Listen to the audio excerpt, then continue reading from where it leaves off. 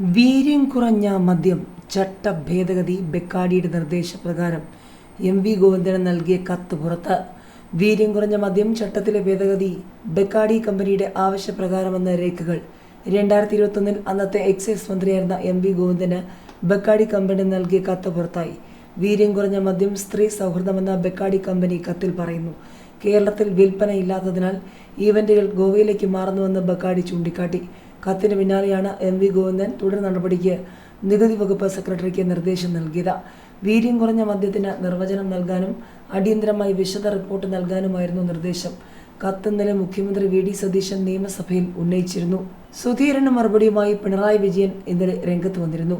LDF സർക്കാരല്ല, സ്വകാര്യ മേഖലയ്ക്ക് അവസരമൊരുക്കിയത് കേന്ദ്രം ഭരിച്ച കോൺഗ്രസ് എന്നായിരുന്നു പിണറായി പറഞ്ഞത്.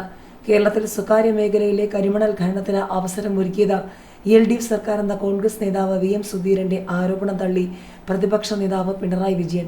സ്വകാര്യ മേഖലയ്ക്ക് അവസരമൊരുക്കിയത് കേന്ദ്രം ഭരിച്ച കോൺഗ്രസ് ആണ്. കഴിഞ്ഞ 10 വർഷം കരിമണൽ ലോബിക്കെതിരെ വിട്ടുവീഴ്ചയില്ലാത്ത നിലപാടാണ് LDF സർക്കാരുകൾ സ്വീകരിച്ചത്.